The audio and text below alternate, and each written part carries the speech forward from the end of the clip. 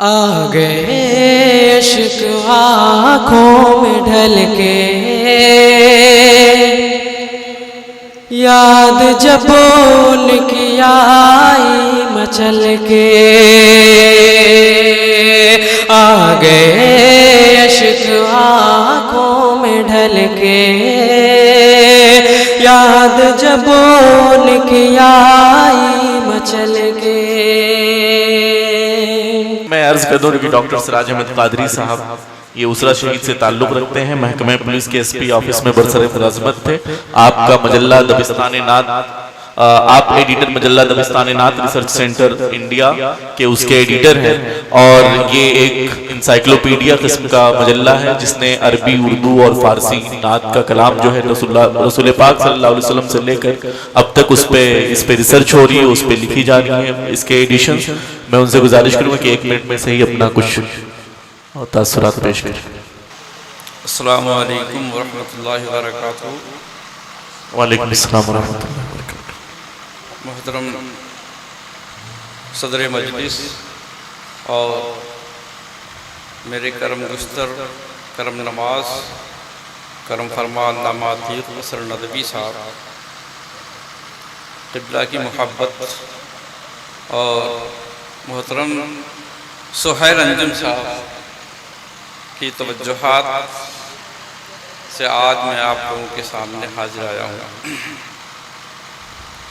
کہنے کے لیے تو بہت کچھ ہے، لیکن وقت اس بات کا متقاضی نہیں ہے کہ بہت کچھ کہا جائے۔ علامہ عتیق اثر ندوی صاحب سے یا ان کے ذکر و اذکار سے آج سے تقریباً 28-30 سال پہلے میں اس وقت واقف ہوا جب میں نے پہلی بار محکمہ پولیس سے اپنی ملازمت کا آغاز کیا تھا، اور ابھی حافظ عبدالسمیع صاحب نے جو نظم پڑھی پس دیوار، اس نے مجھے اس وقت کے سارے منظرنامے کو یاد دلا دیا، اور وہ سب کچھ جو ہوا تھا، ہو رہا تھا، میں بذات خود اس کا شاہد ہوں یا گواہ ہوں۔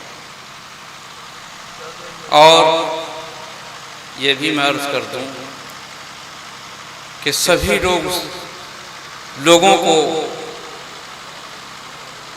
آپ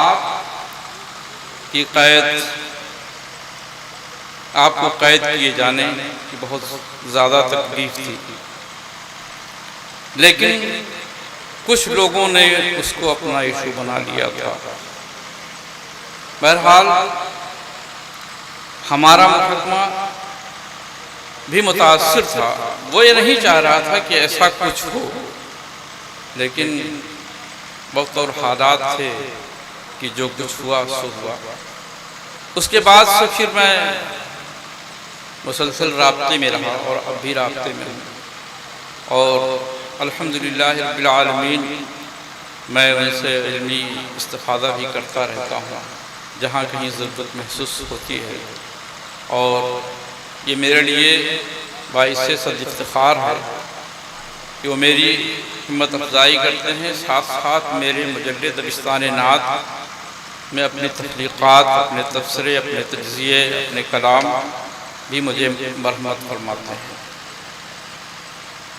میں مشاعرے سے ہٹ کر کے، چونکہ میری اپنی ایک الگ فیلڈ ہے تحقیق و تنقید کی، اور اسی دنیا میں میں رہتا ہوں، اسی دنیا میں سوچتا ہوں، اسی دنیا میں کچھ کر گزرنے کی جستجو رہتی ہے۔ ابھی بہت دنوں سے کیا مطلب، عنقریب ہی سے سمجھ لیجئے، ایک موضوع نعت کے حوالے سے میرے ذہن میں آیا۔ آپ لوگوں نے عربی کے مشہور شاعر کعب بن زہیر کا نام سنا ہوگا۔ ان کے ایک بھائی کعب بن بجیر بہت بڑے شاعر تھے، بزیر بن زہیر۔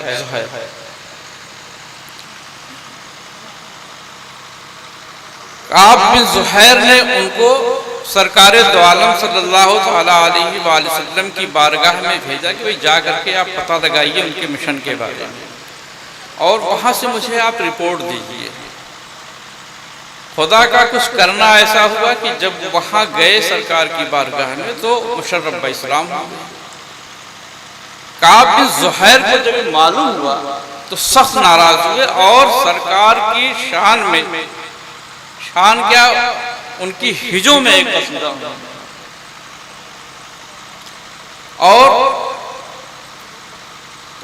ان کی ہجوں میں جب وہ قصیدہ لکھا، اور جب کعب بن زحیر کو یہ بات معلوم ہوئی تو انہوں نے پیغام بھیجا حضرت کعب بن زحیر کو کہ آپ نے جو ہجو کی ہے سرکار کی وہ بہت غلط کیا ہے آپ نے۔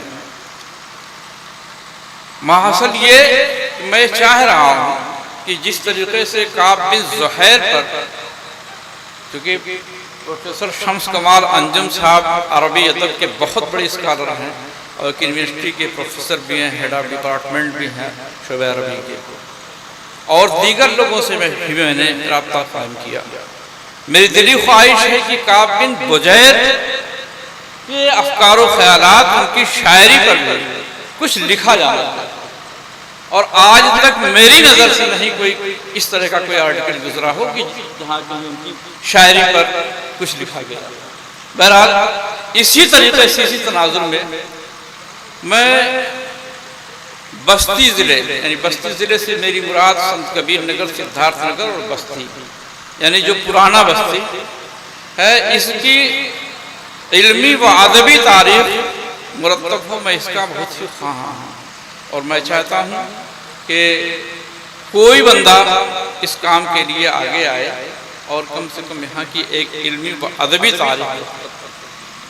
بس مشاعرے تو ہوتے رہتے ہیں، ہونا چاہیے۔ ابھی میں سوچ رہا تھا کہ ساری چیزوں کے لیے پروٹوکال ہے، لیکن مشاعرے کے لیے کوئی پروٹوکال ہے کہ نہیں ہے۔ بہرحال ہمارے ہاں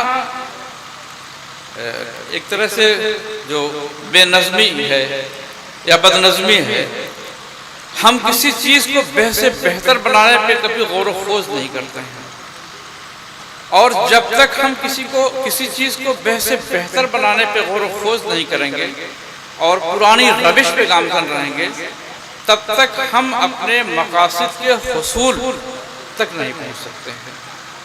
اور یہ علمی و ادبی مجلس ہے، یہاں پہ پڑھے لکھے لوگ ہیں، تو میری دو خواہش ہے، ایک تو یہ کہ حضرت کعب بن زحیر پر کام ہونا چاہیے، اور دوسرے کہ ہمارے ضلع بستی کی علمی و ادبی تاریخ پر بھی کام ہونا چاہیے۔ یہاں کے شعراء، ادباء، محققین، مجاہدین آزادی، ان سب لوگوں کے تذکرے محفوظ و معصوم ہونے چاہیے، میری خواہش ہے۔ مجھے امید ہے کہ آپ لوگ مجھے نا امید نہیں کریں گے۔ میں اپنی بات کو یہیں پہ ختم کرتا ہوں۔ السلام علیکم۔